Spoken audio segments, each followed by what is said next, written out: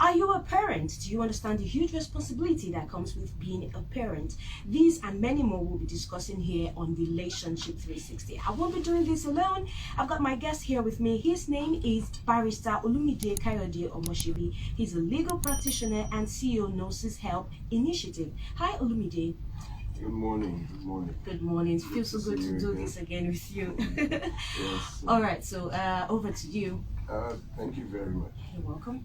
I want to thank everyone for waking up early to listen to our program again. It's not easy waking up every Saturday morning to listen to us, but here you are. So during the week, Thursday precisely, we launched our Awareness Against Domestic Violence and Abuse program at Laurel International Day Secondary School in Festac. Was such a big event. It was supposed to be for SS1 to SS3, but the principal said she wants everybody from JSS1 to SS3. So we had about 300 plus students for the program, and we thank God it was a big success. Children now can identify the various forms of abuse, and the questions asked by students was such a huge deal. They didn't want us to leave. The principal had to take the microphone to plead with the students that, it's past 3 p.m. You have to go home. It was beautiful. I remember a student, asking if a minor can report his parents to the police for domestic violence and abuse. It was a very, very touchy times, and thank God TVC News was there. They covered the event. It was a lovely one. I want to use this to thank Mrs. Chinwe, who is a listener of the program, who heard of the initiative and went to her principal to convince her that the need for the program. And Mrs. Ifeanyiwa Okoye, who is the principal of the school, wholeheartedly accepted the idea and, invited us over. Mrs. Chinwe did not let me rest, but kept sending messages. Barrister, you've got to come to my school. And we did. So I thank you. I thank the principal, Mrs. Ifeanyiwa Okoye. Thank you for such a hospitable time. I want to also specially thank the volunteers who gave themselves to this project, coming from far and wide, young and old. We have 80 volunteers so far, some coming all the way from Songwater, Adagri, Ikorodu, Ekwe, and giving themselves to impact the next generation so they do not repeat the mistakes of our generation. I use this medium to appreciate you all, fathers, mothers, retired youths, all those that have joined us. God bless you. I really appreciate it. So, to the issue of today, we will be dealing with a very important and a serious topic called parents. In the history of relationships and marriages, this is the most difficult and sensitive topic, and one not to be handled carelessly but delicately. Firstly, I would like to honor all responsible parents out there. As the good book says, honor thy father and thy mother, that your days may be long upon the land which God has given you. Now the question is, who are my parents, or who are parents? According to the dictionary, a parent is a person's father or mother. Right. And then father, also known as the male parent, is defined as the cause of a pregnancy resulting in the birth of a child. So the father is referred to as the cause of a pregnancy. Then the mother is defined by the dictionary, also known as the female parent, as one that gives birth to a child. So who are parents? Merriam-Webster defines a parent as one who begets or brings forth an offspring; 2, one who nurtures and raises a child; and 3, one who legally adopts a child. So this means a parent can be biological or by nurture. The offside of this means that the fact that you give birth to a child does not necessarily make you a parent. And also, the fact that you raised and nurtured a child does not necessarily make you a parent. Third, neither the fact that you legally adopted a child makes you a parent. I can see people's heads, racking the brain. We have seen parents who eat their young. So it is interesting that this also goes for children. The fact that you gave birth to a child does not make that child your child. That's why we have the term a bastard child. I will give you an example. This happened in Ibadan some years ago.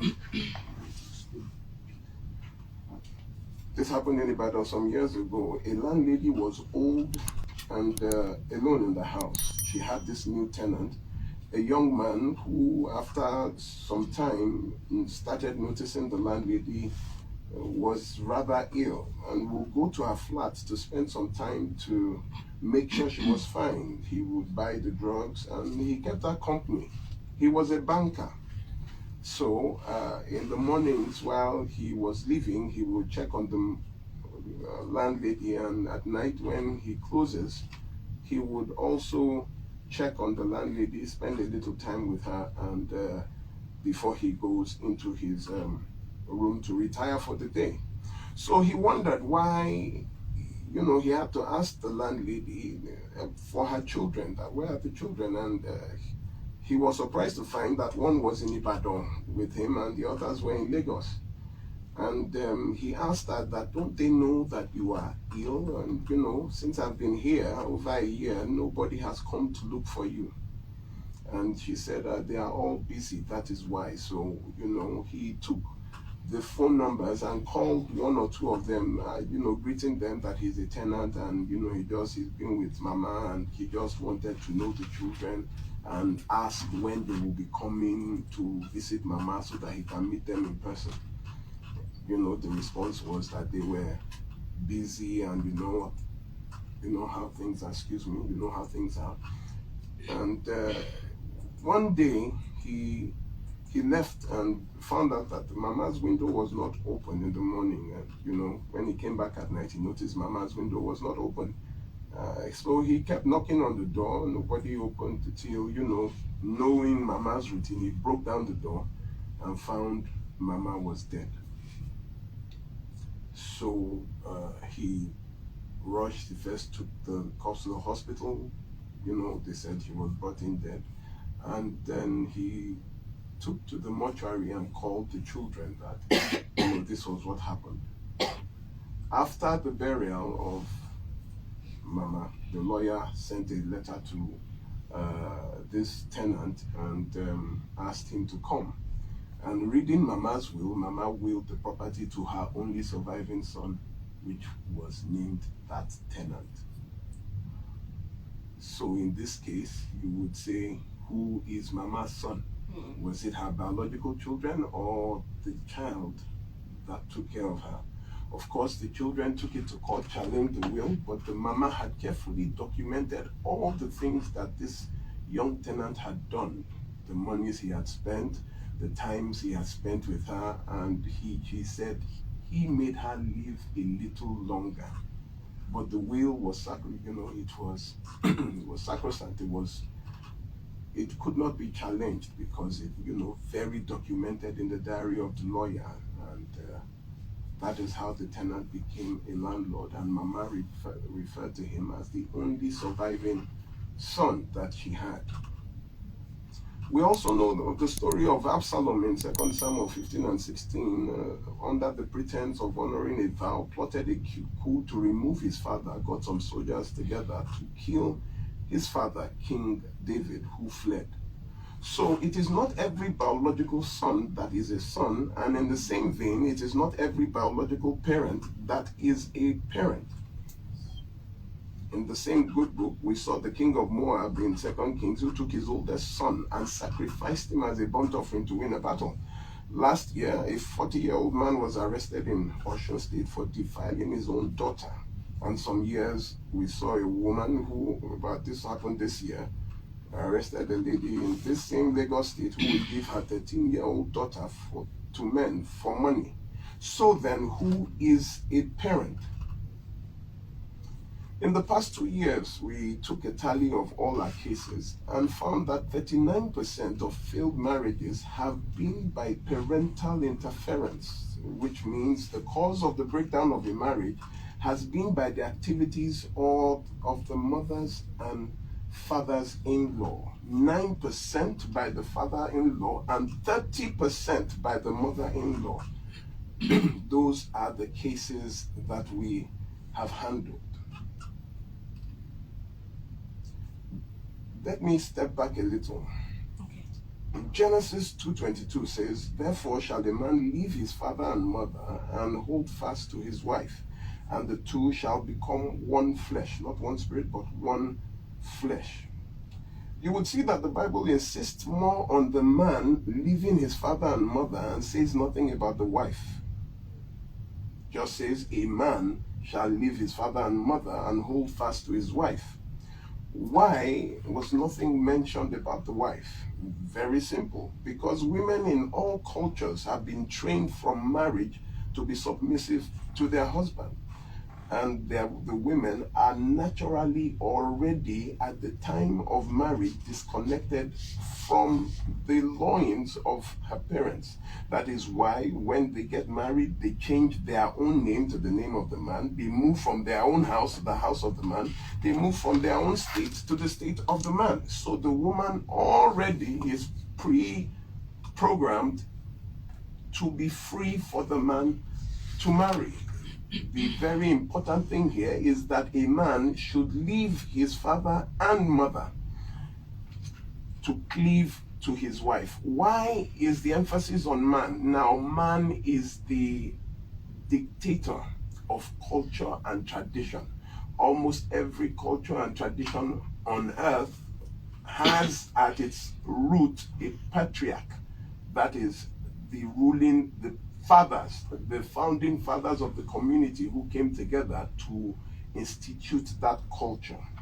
So the man has been, culture being passed from generation to generation has always been through the man as the head of the family. But here it says, "You shall leave your father and mother and cleave to your wife." So therefore, it also means that if you do not leave your father and mother, do not cleave to a wife. We have found that most, that is 39%. You see, when a problem is 10%, it is still manageable. Yes. When it is 15%, it is still within control. But when a problem gets to 20%, that is when it begins to be alarming. Then it gets to 39%, which is almost 40%, and that is just our own cases. We handled over 500 cases, and 39% had parental interference, which led to the breakdown of that marriage. 29%, the mother-in-law. So today I want to talk to mothers-in-law and mothers. Well, fathers also, this touch a little